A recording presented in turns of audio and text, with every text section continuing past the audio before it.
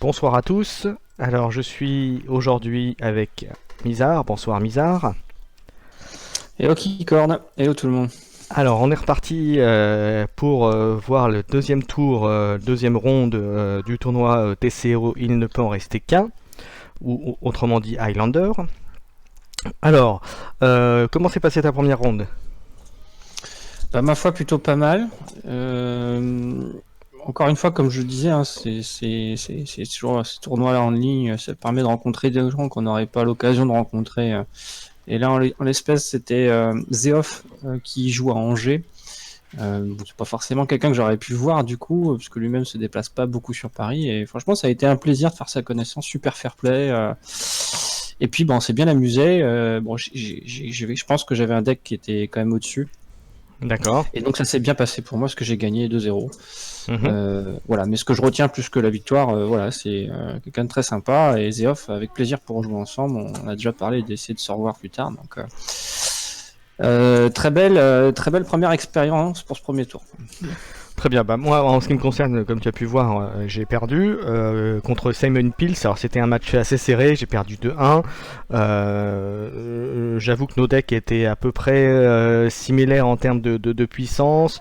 Ça s'est joué aux sorties de cartes principalement.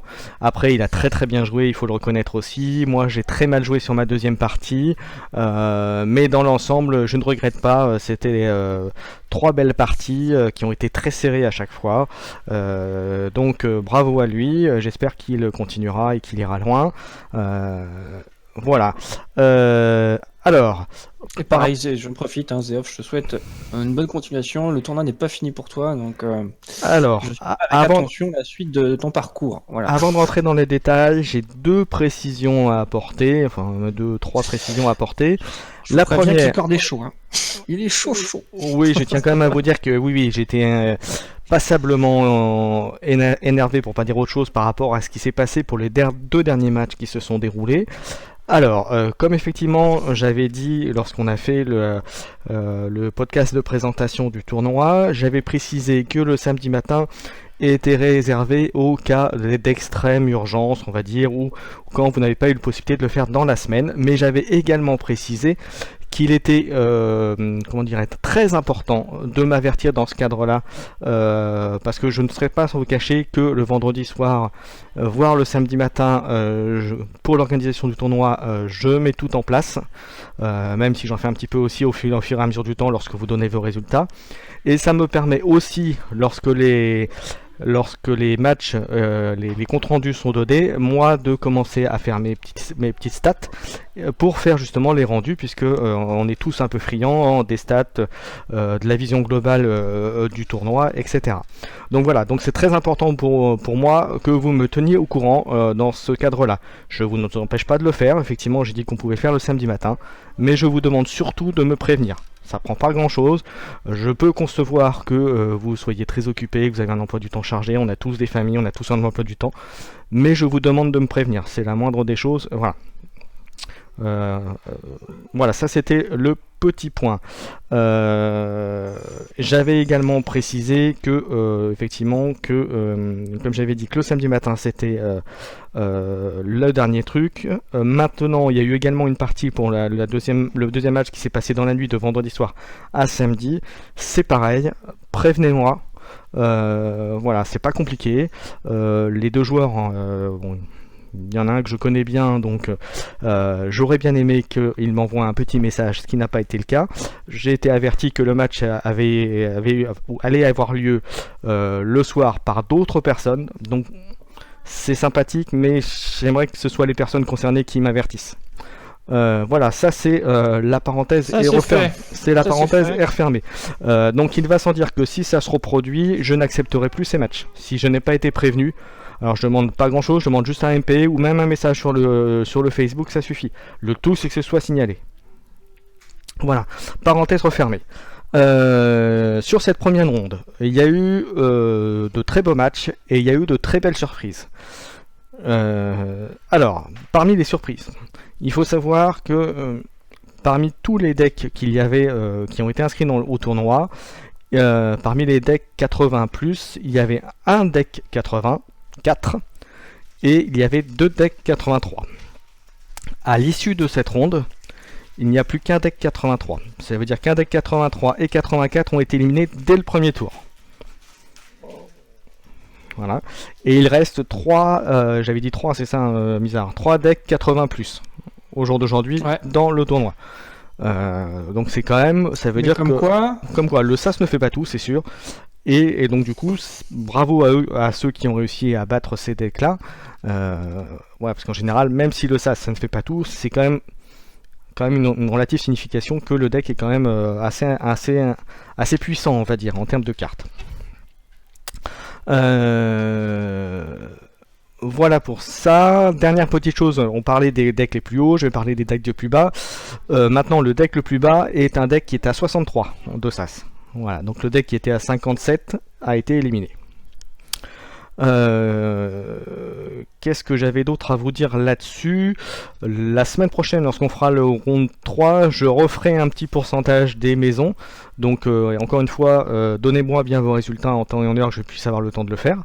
Parce que je referai un petit, comme je dis, un petit pourcentage des maisons et de ce qu'il reste parmi les decks restants. Puisque là, comme vous n'êtes pas sans savoir qu'il y aura des joueurs qui vont être aussi éliminés. Et comme je disais également, pour les joueurs éliminés, je vous annoncerai la semaine prochaine, il y aura une petite chose à faire pour moi. Voilà, vous aurez un vote à faire pour le prochain tournoi. Est-ce que tu as quelque chose à ajouter, Misard, avant qu'on attaque le détail des matchs? Qu'est-ce que je peux rajouter? Non, effectivement, c'est intéressant de suivre les stats voilà, pour voir l'évolution. Donc là, si on a le plus faible à 63, je trouve que ça se recentre un petit peu. Quelques gros qui partent, bon, ça se fait pas tout. Après, un peu surpris, Chris Lass, si tu m'écoutes, par ta défaite. Moi, j'aimerais bien que tu nous dises qu'est-ce qui s'est passé. Parce que bon, ça se joue sur 3 manches, hein, donc le hasard est aussi un peu maîtrisé hein, sur les 3 manches. Moi, ça m'intéresse qu'il nous donne son feedback parce que c'est quand même Chris Lass, c'est pour moi un des favoris. C'est un gros joueur de compétition, donc c'est intéressant d'avoir son feedback. Sinon, que dire d'autre? Non. Tu vas nous annoncer les tirages là pour la deuxième ronde. Donc je précise, on l'a fait juste avant l'enregistrement. Alors pour rien vous cacher, je l'ai fait à l'ancienne avec les dés. Donc c'est complètement du hasard. Je tiens à préciser que les joueurs qui avaient 2 decks affrontent les joueurs qui avaient 2 decks, sauf un, puisque vous étiez en nombre impair, donc il est forcément tombé sur quelqu'un qui avait un seul deck. Voilà. Donc c'est de la ronde suisse. Exactement. Voilà. Et ça sera la même chose sur les prochaines rondes. Hein. Enfin, tant que c'est possible en tout cas. Alors, on y va, c'est parti. Alors, donc j'annonce pour le round 2. Je vais commencer par les joueurs qui ont deux decks encore en vie, on va dire. On a d'abord Toto Cetis qui va affronter Butternut. Ensuite, nous avons John 116 qui va affronter Alexis 66. Alors, si je vous écorche, excusez-moi. Hein, voilà. Ensuite, on a mon adversaire Simon Pils qui va affronter Ita. Ça va être un gros match. On a ensuite Ashitaka qui va affronter Orpheus. Là aussi. Gros match. Rover qui va affronter Rakaki. Voilà, notre ami belge. Ensuite, nous avons Schellenberger, donc Kriglia, Laurent, qui va affronter Chevalier au Rasure. Ensuite, Kuyoko qui va affronter Fraisolo. Ensuite, on a notre ami Mizar qui va affronter Dark Keaton. Ouais, ça promet du bon match aussi. Dark Keaton qui est un habitué, oui. Qui est un habitué, qui avait fait le premier Highlander et qui avait, si ma mémoire est bonne, avait bien marché aussi. Oui. Ensuite, nous avons Virus Incoming qui va affronter notre ami Petit Bot. Ensuite, nous avons Litops. Alors là, on passe. Alors Litops, c'est le dernier. Enfin, c'est le joueur à 2 decks qui va affronter un deck, qu'un deck, pardon. Donc Litops va affronter Accorjael. Alors c'est dur pour Accorjael parce que Litops, très gros joueur. Voilà, là c'est vraiment pas de chance pour celui qui joue son deuxième deck. Bon courage à lui. Ensuite, on a Omnislash 460 qui va avoir le malheur de m'affronter. Voilà, non, après ça va être un gros match parce que je sais que c'est un bon joueur aussi. Voilà, donc on va voir ce que ça donne. Bonne chance à lui quand même, hein. Coubertin, mon cher Mizar. Ensuite, match suivant, Tipoa va affronter Golgol 27 d'Elbar Arnaud. Ensuite, nous avons Vivas qui va affronter Damax. Ensuite, nous avons Jink qui va affronter Chris Lass 77. Bon courage aussi. Ouais. Ensuite, nous avons. Juste, excuse-moi, Keycord, le deuxième deck de Chris Lass, il est à combien de SAS? Je ne sais pas. Excuse-moi, je perturbe ton déroulement, mais je suis ne pas sais surpris qu'il ait deux decks à plus de 80, quoi. Non, il est pas 80. Il est pas au-dessus de 80. Non, je donnerai pas le SAS, mais il est pas au-dessus de 80. Non. D'accord. Bon. Ensuite, donc on était à Chris Lass. Ensuite, match suivant, Mafuike, donc Julien Michel va affronter Georges Diaz, pseudo professeur Plop. Ensuite, on a notre ami le Belge national. Dédicace à toi, mon ami. Ensuite, nous avons Étincelle qui va affronter Robert David Pina. Ensuite, qui était mon adversaire. Voilà. Ensuite, on va avoir notre cher ami Phil qui va affronter Mad Wolf. Et ensuite, nous avons Fakir qui va affronter Sapsab. Donc, gros match aussi, deux habitués. Et enfin, Tonio qui va affronter Umbre. Donc là aussi, un gros match en perspective. Donc il y a des belles rencontres en perspective là pour cette ronde 2. Je vous souhaite tous de faire un bon match. Bonne chance à tous. Bon, il va sans dire que j'espère battre Nice là, mais bon, ça va de soi. Voilà, et écoute, on verra ce que ça donne. Donc comme je vous dis, j'espère pouvoir faire des petits stats sur les maisons restantes en pourcentage par rapport aux decks restants, hein, pour vous donner une petite ordre d'idée.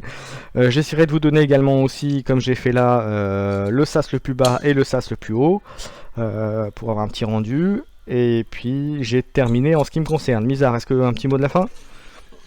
Non, ça va être un round qui commence à être sérieux, puisqu'il va y avoir des éliminés. Voilà, jouer, donnez tout les gars, donnez tout, ça devient éliminatoire pour certains. Et puis pour mon adversaire, Dark Keaton, on se donne rendez-vous très vite. Si j'ai une question, Keycord. Oui. On peut commencer dès ce soir. Dès que j'ai posté la vidéo et donc dans la foulée le tableau des matchs sur le Facebook, bien entendu, vous pouvez attaquer dès que vous voulez, puisque plus tôt j'ai les résultats et les matchs, plus tôt je peux commencer mes stats. Et voilà. Du coup, parce que on fait la vidéo là, on est le samedi soir à 19h, tu peux la diffuser quand? Alors j'espère pouvoir vous la mettre dans la soirée, au pire demain dans la journée dimanche. Okay.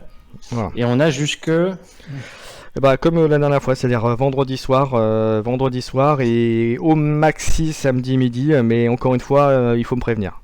Ok, ça marche, super, merci à toi encore une fois pour l'organisation, pour le lancement de cette deuxième ronde. Bonne chance à tous et à très vite. À bientôt tout le monde.